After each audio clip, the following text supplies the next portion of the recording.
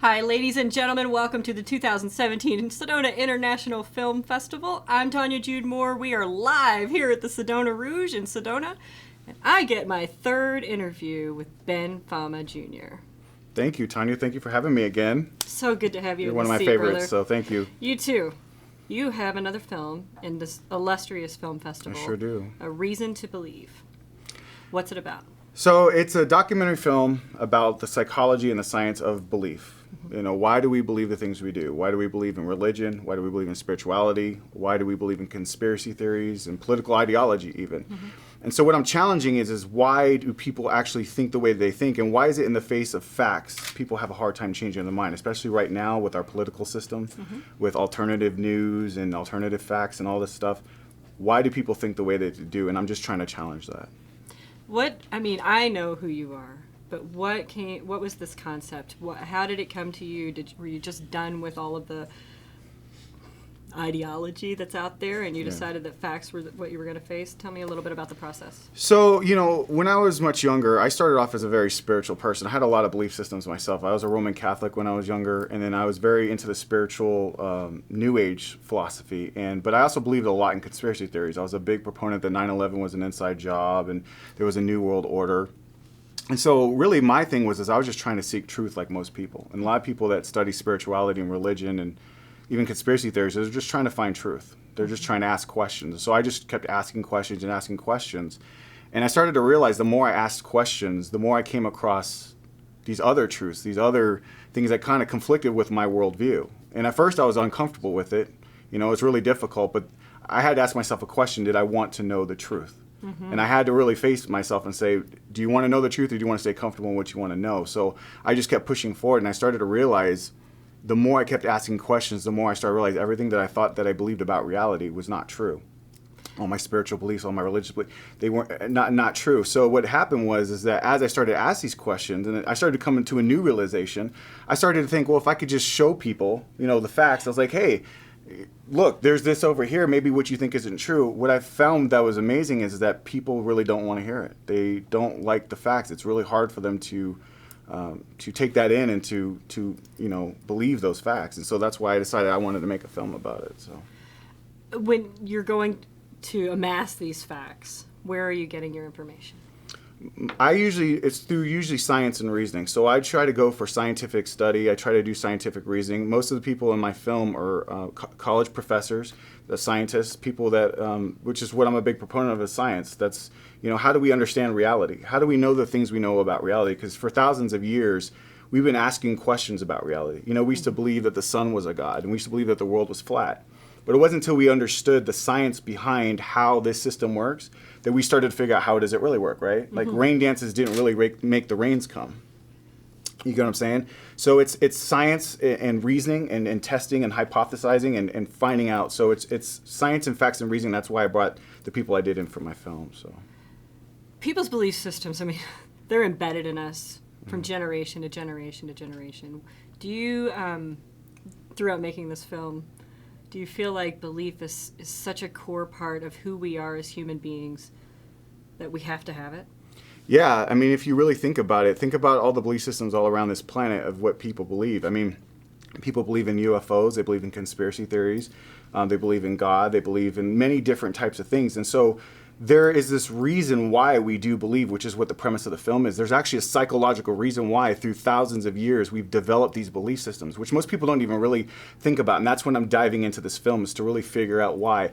But it's actually sort of a coping mechanism too. Yeah. You know, and it has to go with political ideology. You know, you can have a political, right now, we look at our country right now and the political ideology that we have, and I'm sure some people are very aware of giving people facts and people not hearing it, right? Every time you see your phone going off with CNN or Fox, whatever, facts are trying to be put out there, and you're seeing what's happening when people want to have a closed system and not pay attention. But there's a reason why that happens. It's not that people are stupid or dumb.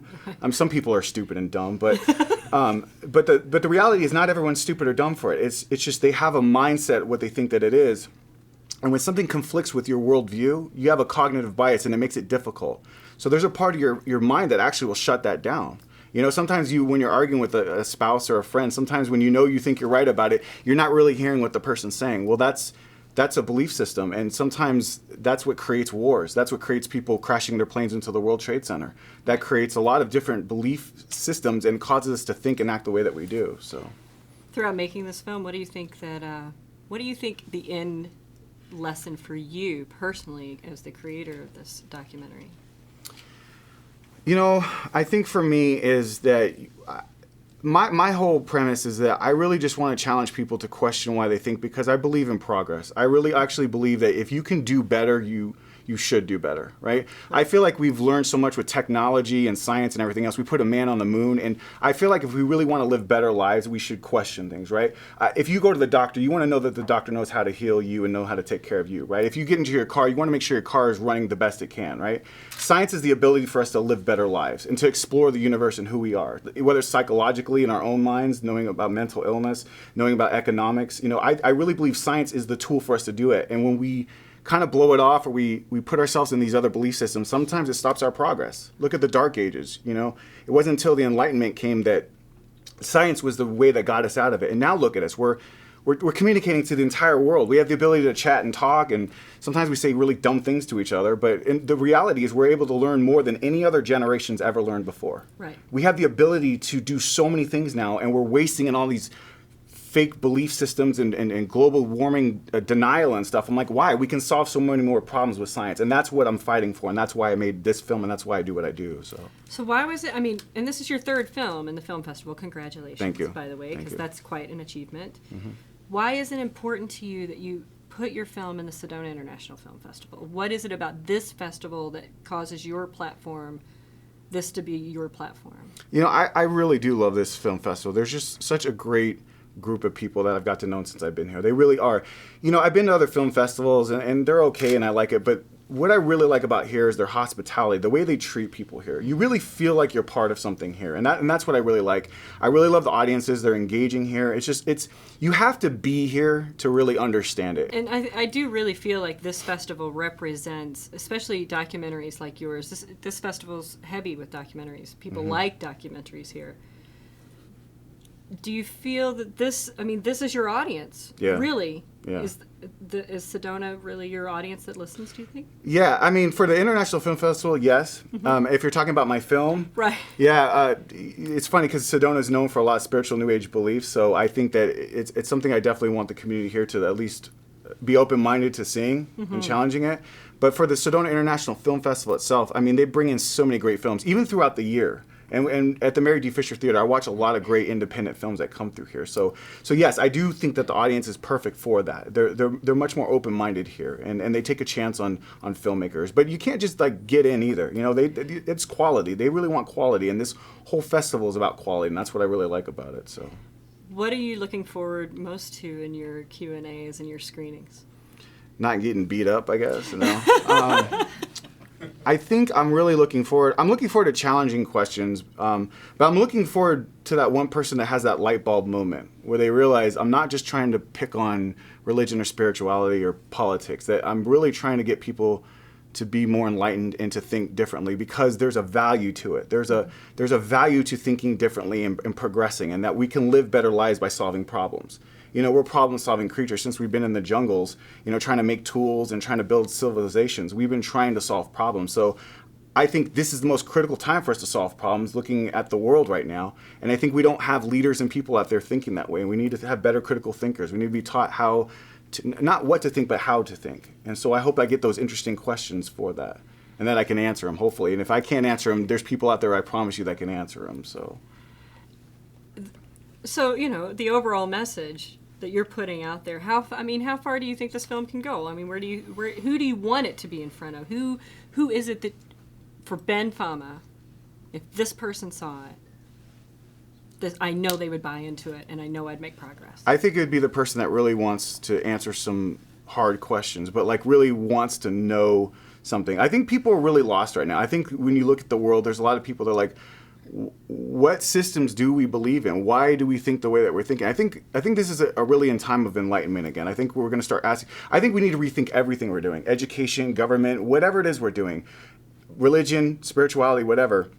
It's for those people who have a philosophical mind and that are really open to saying, okay, what's going on, but it's about really understanding yourself. It's understanding how you think, how you psychologically are thinking. And I think we have a lot of external factors out there. So people that are looking externally for answers is really who I'm going after. So, and who love philosophy. Well, and also we're in these new age eras. Mm-hmm. Like we are, like coming out of the dark ages, really, in a sense. Right. We are becoming enlightened in a new way, and I can really see that we're progressing with that. And I really hope this film hits home for these people. I know your work, and I'm very familiar with what you do, and I know your message. Thank you. And I love that you're very definitive with that message. You're honorable. Thank you. By listening to other people's opinions as well. Right. I don't always like everybody's opinions. Don't get me wrong. I'm pretty honest. But, I know. But I do. But you're right. I do try to listen to other people's point of view, and you should always wonder why you think the way you think. And the only way you're going to do that is to listen. You do. You need to have valuable conversations with people who don't have the same mindset as you. And I do. I mean, I know I'm very outspoken. Sometimes I criticize a lot of stuff. But I've spent many hours talking to people who have different belief systems than me, who think different than me ideologically, and really having a conversation, because you don't know if you're right about everything. Right. And the one thing is I was wrong about, I believe there was weapons of mass destruction in Iraq when that happened. And until I realized, I was so ingrained in it, I was like, I have to listen to other people's point of view to make sure. You could be wrong. Everything I'm thinking right now, I could be wrong. Absolutely. And the only way you're going to know that is to question it. And that's what I try to encourage people to do, is to question it. So I like it. Thank you. I'm going to open it up for some questions because I know we have a gallery full of people. Yes. Ben, as a local filmmaker, what do you think it means to you creatively to have a film festival in the community? I think it's awesome. I mean, first off, Sedona's, I tell people all the time, first off, Sedona's beautiful. It's a beautiful place here. And I think that so far since I've been here, I've met a lot of really great people, a lot of filmmakers. I'm from the film school here. There used to be a film school here, phenomenal film school and stuff. So I love that. Not only is there a film festival here, but there's other filmmakers that here. And most people don't think of Sedona and they think of that. You know what I mean? But it's like our own little community of people here. And I know that a lot of celebrities, when they come in here, they say the same thing. There's something different about Sedona, and that's what I really like about it. So. Yeah. From your perspective, what's the difference between free thinking and alternative facts? So what free thinking is saying I'm not holding one position until I know the facts. It's basically what skepticism is, in a sense. It's basically saying, the hardest thing for people to say is, I don't know. So basically, as a free thinker, like, I don't take political sides. I might lean one way or another more, but I'm willing to challenge even my own sides. A free thinker knows when to accept facts and when not to. Someone who has alternative facts is basically making, they're presupposing that they are correct about what they already think.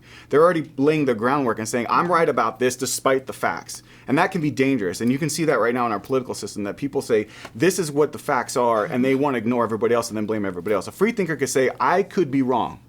And I may not know. Someone can ask me a question, I'll be like, I don't know. And we need to not be afraid to say, I don't know. And that's the difference between, I think, a free thinker and alternative facts. So. Any other questions out there? David? Yeah, artistically, why did you make the film in black and white?